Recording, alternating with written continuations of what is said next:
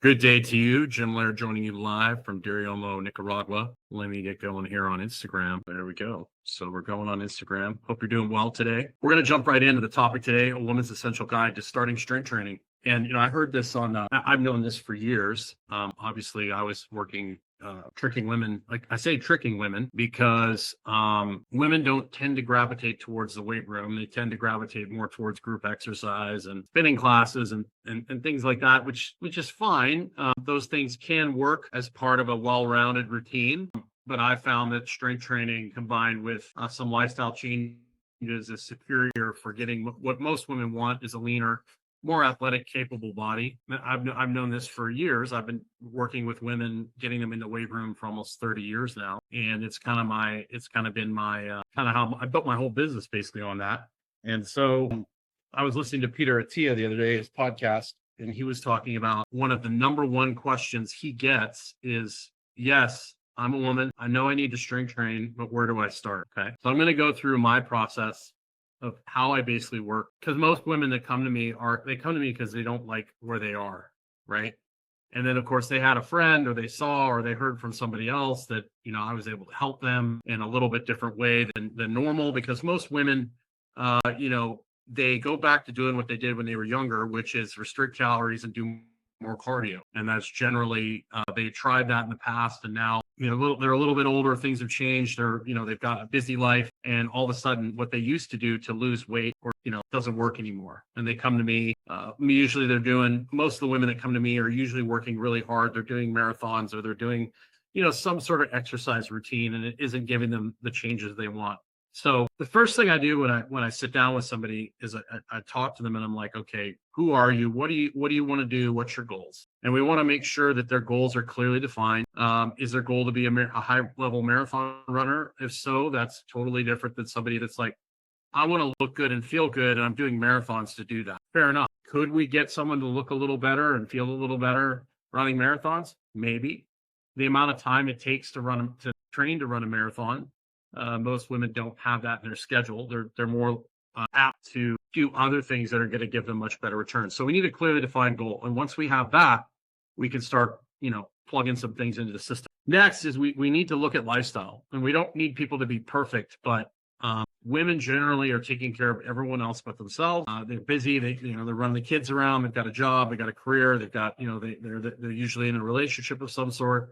They've got all these demands pulling on them. So they very rarely do anything for themselves, right? They may go to the gym, but it's usually things that they really tend to like things that make them really tired and exhausted. That's usually what they trend toward, which that leads to not being able to control what you eat. And most women gravitate towards more carby foods. They generally don't eat a lot of protein. So right there, we've got somebody who's neglected their self-care. They're not taking the time for themselves to relax. Generally, a lot of the women I work with have worked with, they're working a job and they come home and they got to take care of the kids, and they're not getting to bed till 10, 11, 12. And then they're getting up early the next day. Their sleep is broken. Their circadian rhythm is broken. So usually I'll pick one or two things. Usually it's like, let's get outside, 3 times a day. That's one of my favorite ones because, not only it gets you outside, it helps fix your circadian rhythm. And I tell them to walk for relaxation, not for exercise. And so it becomes an observation tool, which is like almost like stress management. And a lot of women will tell me, like, I can't believe how much better I sleep and how much better I feel just by going outside and walking, putting a tongue in the roof of my mouth, looking around.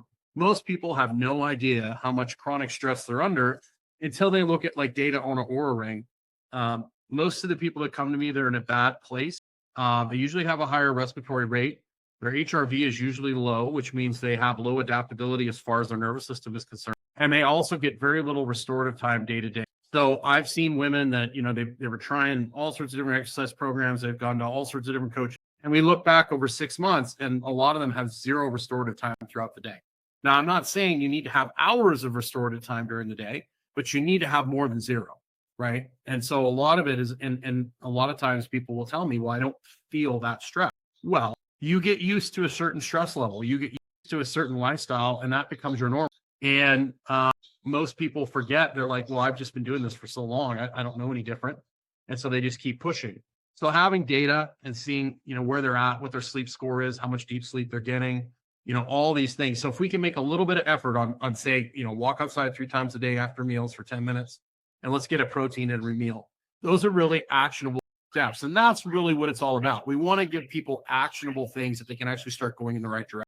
Then once we get a little buy-in on the like self-care part of it, we can say, okay, let's take a look at how you move. If I got somebody who moves well, who has worked out before, maybe they've done, CrossFit or whatever they've done, we might be able to jump into things a little quicker than somebody who hasn't worked out. The number one thing I'm going to do is get them on the floor. I'm going to get them to move around. I'm going to see how they move. I'm going to see how they compensate.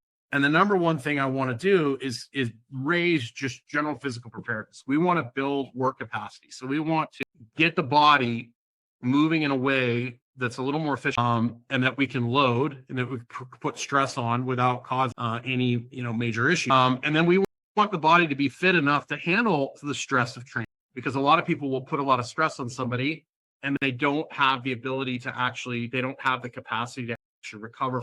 So that's a big part of it. But the good news is, if somebody's brand new, they don't really have to do that much to get better. They can do some really simple things and add muscle mass. I've seen it over and over again. I've seen, women put on a significant amount of muscle with just body weight, and just adding more protein and getting more. So we want to build that foundation. And in that foundational building, we want to make sure we encourage women being able to get into the zone of apposition, which is rib cage and belly button lined up. And a lot of women, because of just the way they're structured and lifestyle, they tend to use the hard arch. They tend to arch really hard.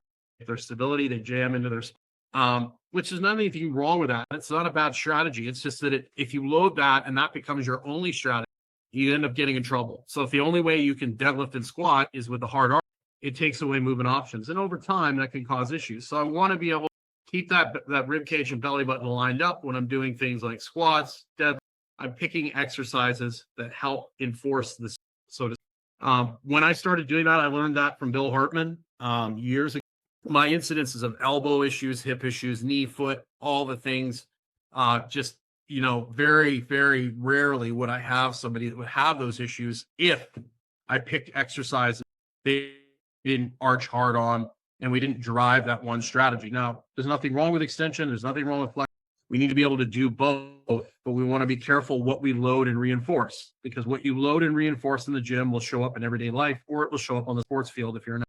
So we want to make sure that women can brace, they can engage their middle, and they can use the appropriate amount of force necessary. I love to put in body weight flowing warm-ups at first, and then add a little bit of things in to teach women how to brace.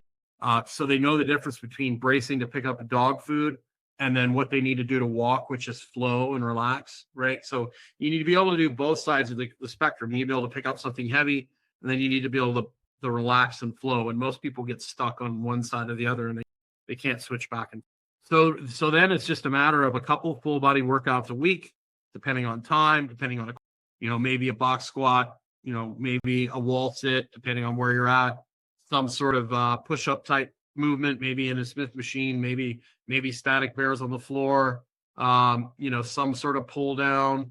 And then the other day we're working on some sort of hinge movement, maybe a step or a lunge, row, and so forth. So it full body workouts at first, and then we just basically adjust according to that person. But it doesn't take in the beginning. Then there's things like throwing medicine balls and sleds, and a lot of it is giving people the right amount of stimulus because you'll have people that are brand. They do a warm up, they do 3 or 4 trips through a really simple circuit, and they're finished. And that's all they need to do to. You have other people that need to do a little bit more. But in the beginning, particularly, we want to build skills. We want to get people moving well. So then when we need to go to the next level, we have the skill set to do that. A lot of people pull the intensity in too early, and they go crazy, and then they don't have a foundation to move up to the next. So that's basically where it starts. And then, hey, let's just get you moving well. Let's do some foundational movements. Let's do some floor. Let's build some fitness, and then we can basically pick and choose what we want to push, when, and how. And that's basically the foundation of it. If you'd like to learn more about my process and more about how I help, just go to the Vitality Sisterhood. It's a free. If you're watching this on Instagram, you can just type in, and you'll get a link to be added. And I'd love to see you in there. I do a weekly question and Q&A call. I've got videos. We've got, nutritional stuff. Get in there, interact. Accountability is really the big thing. There's so much information. Let me try and simplify it for you, make it simple, make the process nice and concise, and you're better off doing a few things really well than a whole bunch of things really, submaximal, subpar. You're better off doing a few simple, very, very well than chasing all sorts of shiny all over. So I hope you're having a great day. Please like and subscribe this. If you know somebody that could help, this video would be helpful. Please pass it on. And like I said, if you're on Instagram, just type in sisterhood in the comments. If you're on YouTube, you can go in the comments or go in the description. There'll be a link to Vitality Sisterhood there. Just go ahead and join. Obviously, it's only for and I hope to see you in the group. So have yourself a great day. Make sure you get outside today. I can't stress enough how important it is to get outside multiple times. So unless we get a few questions, I see we have a few people watching. I've been doing these. I probably need to do a regularly scheduled live stream. I've just kind of been hit and miss lately, trying to get in a rhythm. But thanks for joining me. Have yourself a great day, and we'll see you again soon.